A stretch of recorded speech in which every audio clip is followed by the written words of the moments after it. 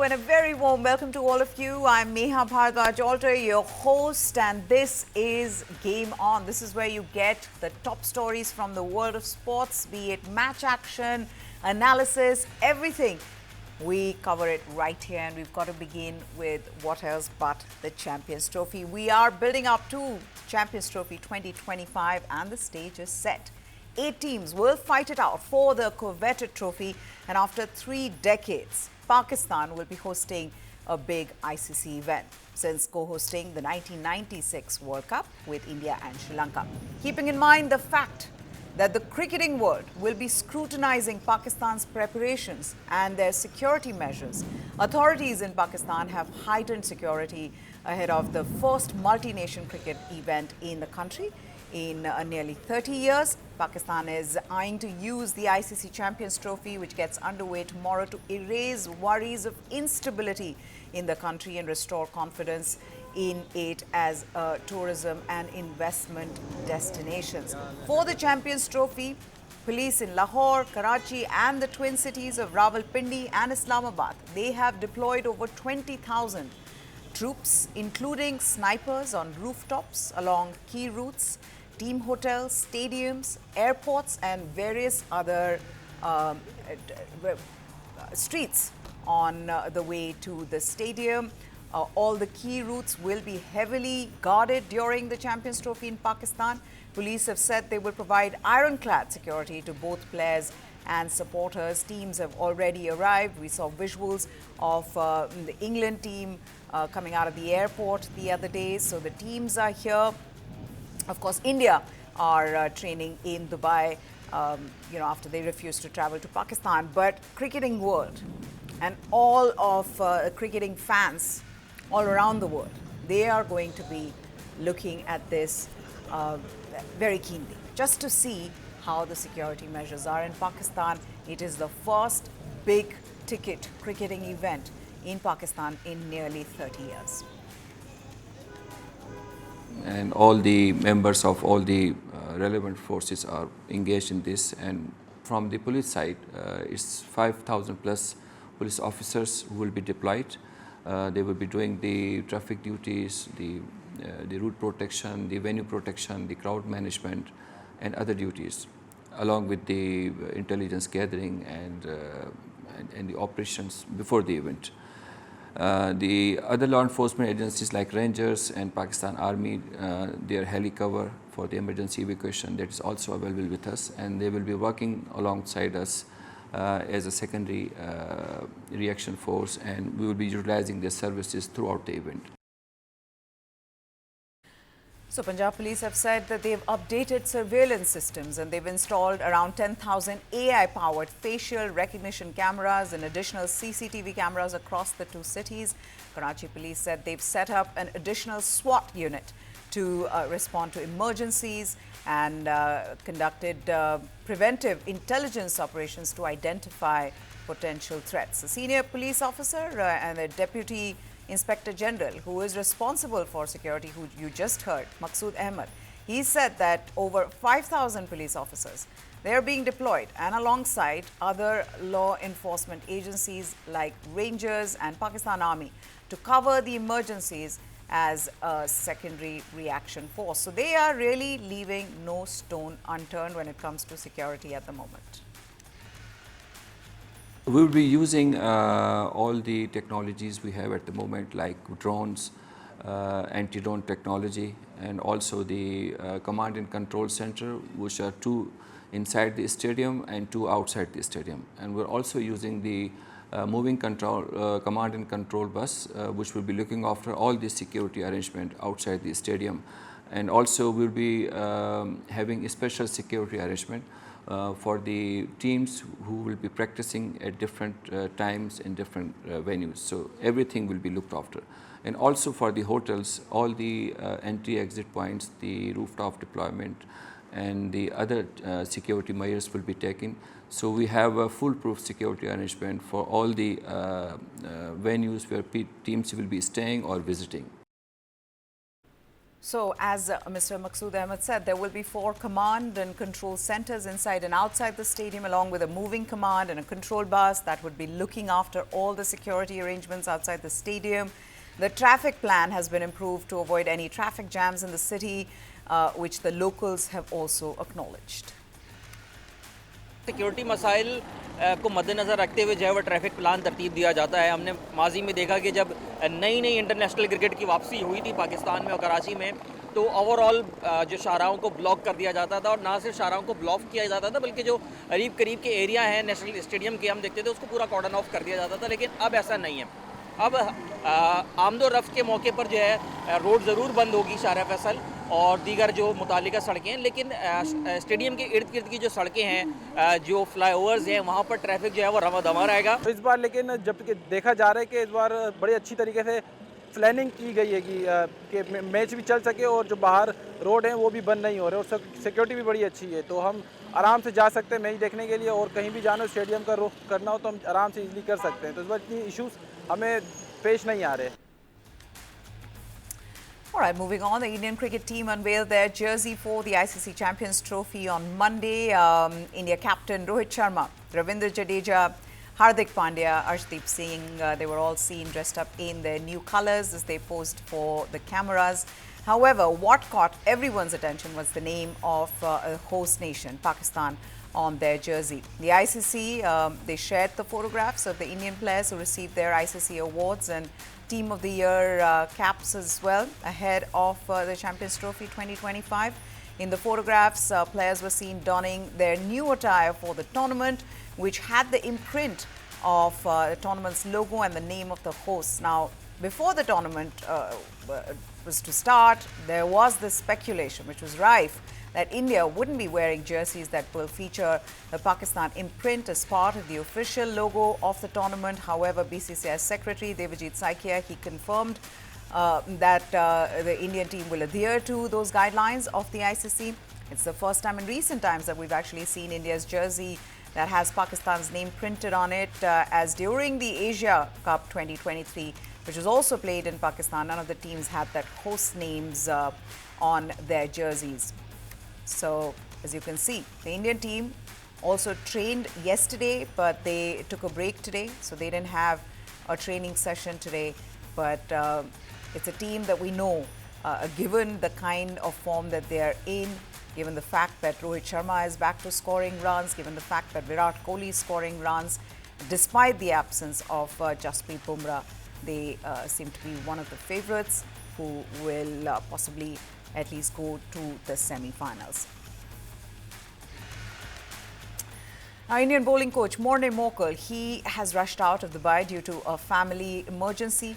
Morkel left for South Africa on Monday after he received the news of his father passing away. Now, the development comes just days before India's first match against Bangladesh that starts on the 20th.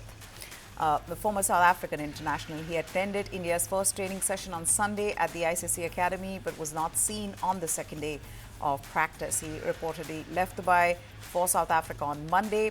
It is yet not known when Morkel will rejoin the team camp. Morkel's absence will put pressure on the remaining members of the Indian coaching staff to get the bowlers ready for the tournament, with the team already without injured pacer Jasprit Bumrah. The pace department will rely on veteran bowler Mohammad Shami, who did get ample practice through the white ball series against England at home upon his prolonged return to international cricket. Spin, on the other hand, that has the experienced trio of Ravindra Jadeja, Akshar Patel, Kuldeep Yadav and Varun Chakravarti. Neeta Ambani, the owner of Mumbai Indians, she actually shared a story of how the Mumbai club ended up scouting Jasprit Bumrah and the Pandya brothers, who've been the core of the club for many years, at an event at the Harvard University in Boston, where she delivered the keynote address and sat down for a chat with Nitin Nohria, who's a former dean of Harvard Business School. The founder and chairperson of the Reliance Foundation, she said that she used to attend every Ranji Trophy game in an effort to find fresh potential for the team. She recalls speaking with the Pandya brothers at the MI camp, who disclosed that the two had been living off of Maggi noodles for almost 3 years due to lack of money. She spoke about their desire to succeed being the reason she chose to get them in the team. She emphasized on MI's commitment to find the most talented youngsters and give them an opportunity to develop into world-class cricketers. Listen in. Well, cricket entered my life at the age of 44, when most sports people retire from sports. Mukesh had bought this team, Mumbai Indians, and it had all the big stars in it. And yet we were at the bottom of the table. I can see Ashish Chauhan right here. He knows this. So they were playing in South Africa, and I went there just to motivate the team. I said, you know, they're doing so badly, and someone needs to be there saying, it's okay, it's okay.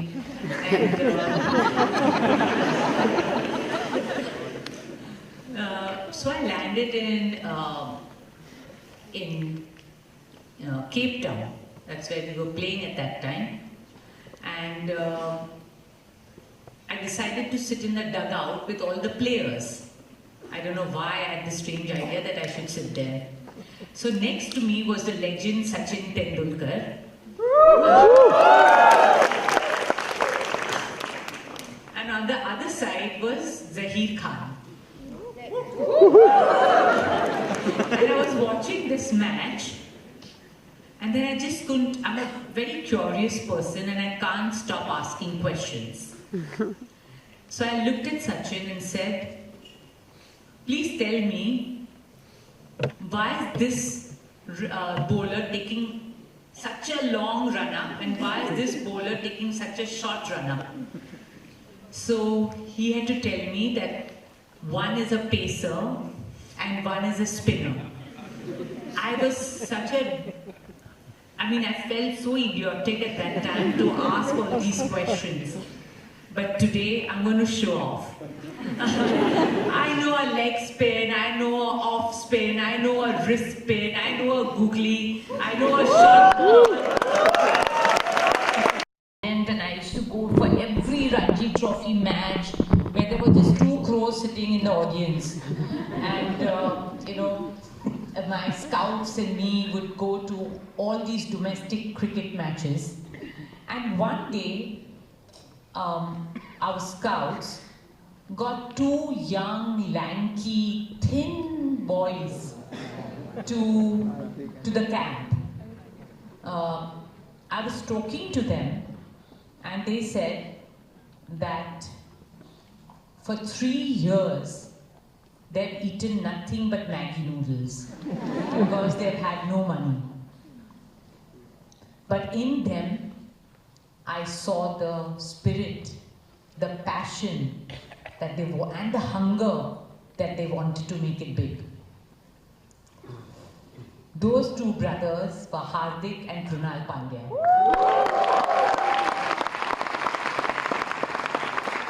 In 2015, I bought Hardik Pandya at $10,000 US in the auction.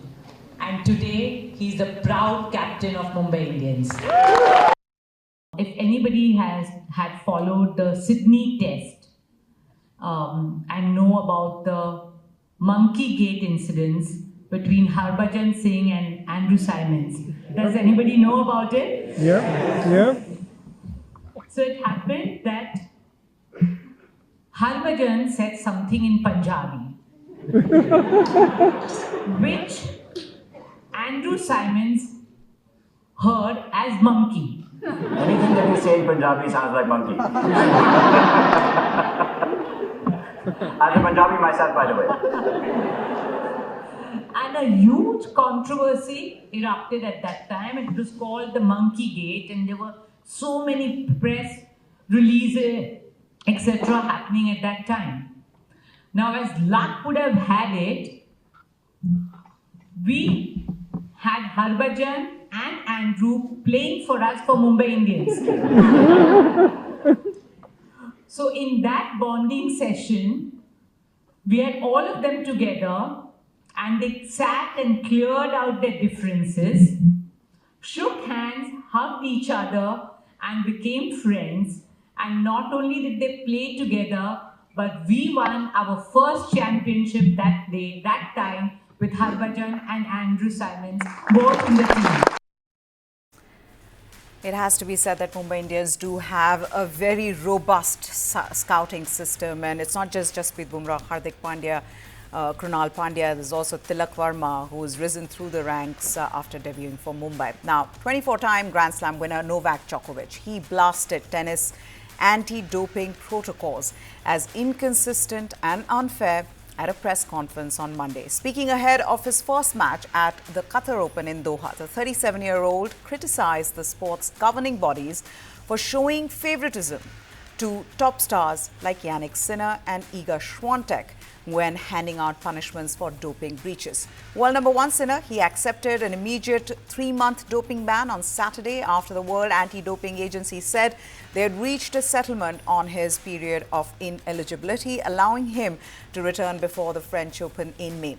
WADA had previously appealed to CAS, Court of Arbitration for Sport, against an independent tribunal and their decision in August to clear Sinner of wrongdoing after the 3 times major winner failed drug tests on 2 occasions in March last year.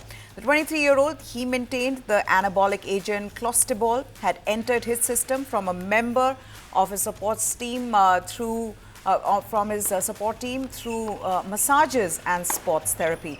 The case was set to be heard by CAS in April, and Sinner, who successfully defended his Australian Open crown last month, was in danger of being banned for up to 2 years. Sinner is the second high-ranked player to accept a doping ban in recent months after world number 2 Iga Swiatek. She accepted a 1-month suspension in November, having tested positive for banned substance trimetazine.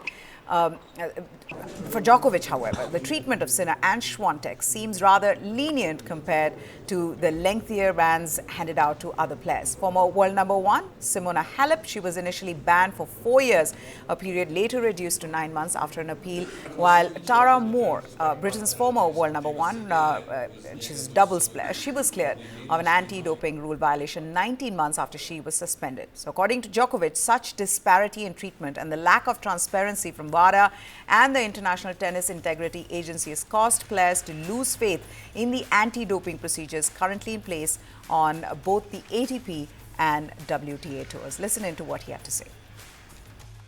It's not a good image for our sport, that's for sure. There's a consensus, or I would say a majority of the players that I've talked to in the locker room, not just in the last few days, but also last few months, that are not happy with the way this whole process has been handled. The majority of the players doesn't feel that it's fair. Majority of the players feel like there is favorism happening. It seems like it appears that you can almost affect the outcome if you're a top player, if you have access to the top lawyers and whatnot. So we've seen on the social media Simona Halep and Tara Moore and some other players that are maybe less known that have been struggling to resolve their cases for years or have gotten the ban for years. And I think, right now it's a ripe time for us to really address the system, because the system and the structure obviously doesn't work of anti-doping. It's obvious. So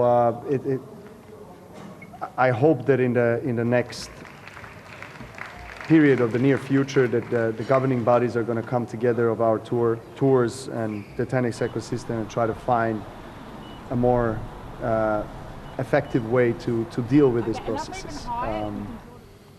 So yeah, I mean it's inconsistent, and yeah, it appears to be very unfair. The inconsistency is something that frustrates all the players. But the problem is that, right now there is a lack of trust generally from the tennis players, both men and female, towards WADA and ITIA and the whole process. So we either going to agree that all the cases will be transparent from the beginning, or all will be kept private until their result. Okay, we talk about Champions League fixtures tonight. Bayern Munich striker Harry Kane, he was absent in training, but head coach Vincent Kompany played down fears of a serious injury and was hopeful he would be available for the Champions League playoff second leg clash against Celtic at the Allianz Arena. The 6 times European champions put themselves in the driving seat by securing a 2-1 victory over Celtic in the first leg in Glasgow last Wednesday. The 31-year-old England captain, who's scored 29 goals and provided 10 assists in 30 appearances across all competitions for the German Giants this season, suffered a facial injury in their 0-0 Bundesliga draw at Bayer Leverkusen on Saturday. Kompany, he expects a tough outing against Celtic, who sit atop the Scottish Premiership. Meanwhile, Celtic coach Brendan Rodgers, he asked his players to be brave if they are to mount a comeback away at the Allianz Arena in the second leg. 79th minute close range header from Dyson Maeda. He pulled one back for the hoops to inject late drama into the game. Outplayed for most of the second half, Bayern were forced to sit back and defend as the Scottish champions poured forward, and they needed a fine save from Neuer in stoppage time to hold on to their 1-goal advantage. Rodgers was encouraged by his side's performance in the first leg despite the loss, and Celtic have also never earned an away victory against a German side, nor have they ever progressed in Europe after losing a first leg at home. I think when you play against teams who are used to be very dominant in their leagues and who are used to scoring a lot of goals, what you naturally have, you have a team who has a real sense of how to score goals, so it's always dangerous going forward. And that's what Celtic showed on the day. I thought we dealt with it pretty well, but obviously the second half of that tie still has to be played, and the parameters haven't changed. It's a team that's really dangerous going forward. So are we. It's a home game, and we'll look to make that play to our advantage as well. Well, that's it then on this edition of Game On. Hope you enjoyed it. Goodbye. Thanks for watching.